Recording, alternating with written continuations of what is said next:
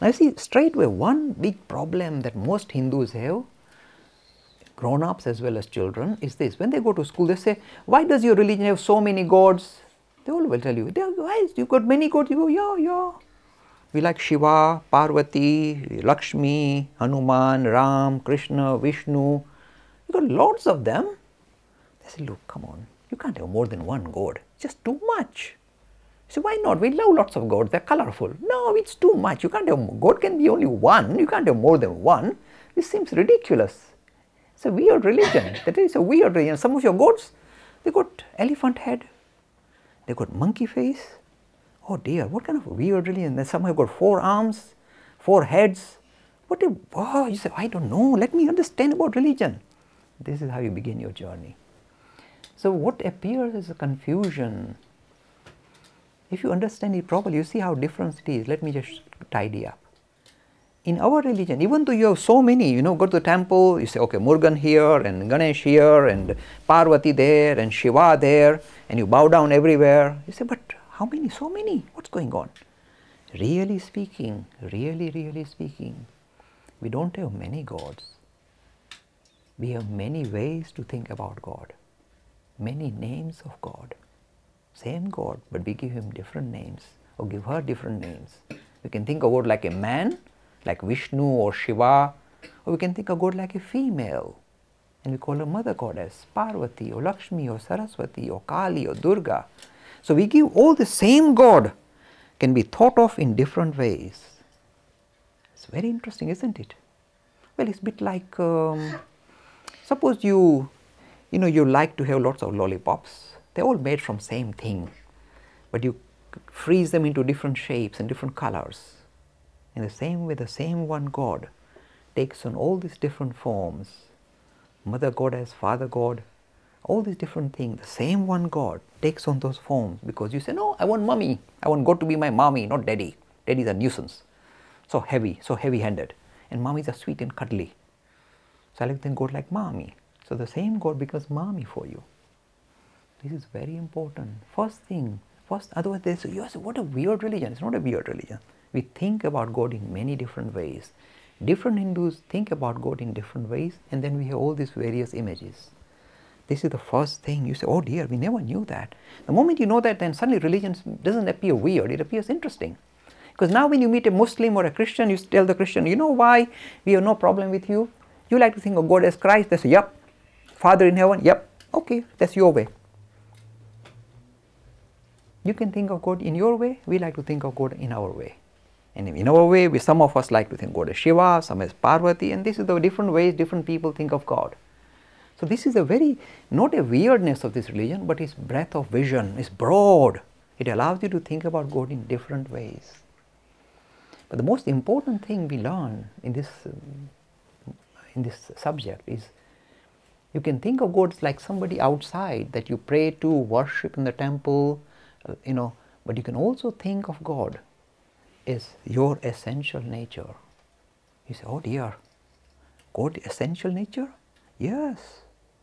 The God that you are searching for in heaven is actually here. You say, here, where is he?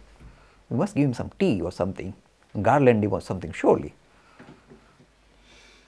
God is here? Oh yes, here, now. Now? Oh yes, here, now. Where?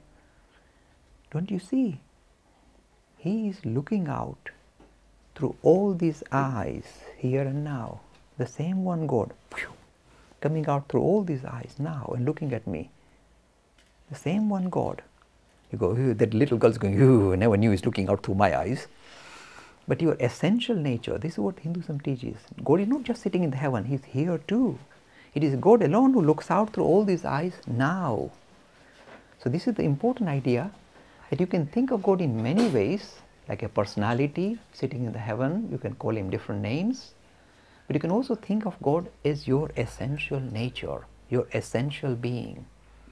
Not what you think you are, but what you actually are. Because normally, when I say, you say, I don't feel like God, but that's what you think you are. What you think is not God. What you actually are is God. And it's not something that you believe in or agree with or think about. You are that. Now this is a very interesting thing in the Hindu religion. No other religion talks like that. He says all human beings, all living things are reflecting a spark of God. It's God alone who is looking out through all these eyes here and now at me. And the word we devised to explain this very deep idea, very powerful idea, is Atma or Atman. In English they make it, put an N at the back. Atma. Our essential is Atman. We are not what we appear to be, even though I say, no, I'm this boy, I'm a man, I'm 50-year-old and I'm waving my arms about. That's just outside. My real nature is God. And this is the real nature of everybody here.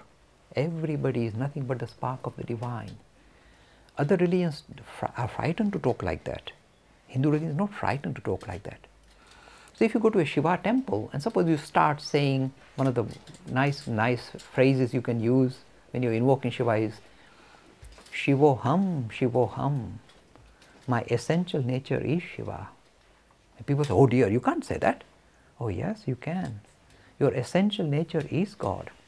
So when you are trying to discover your essential nature, and this is the idea of yoga and meditation, that's what we try and do. We try and find out, as I told you, what is Dharma about?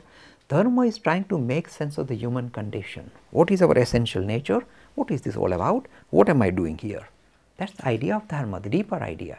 Not saying, oh, I want to go to temple and crack coconuts. What am I? Who am I? What is all this?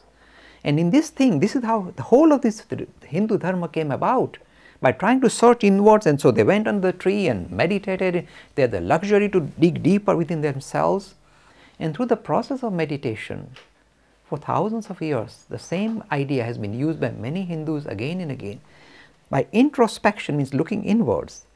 They discovered their essential nature to be something different from what they thought it is. Because normally we look at ourselves in the mirror and say, that's me.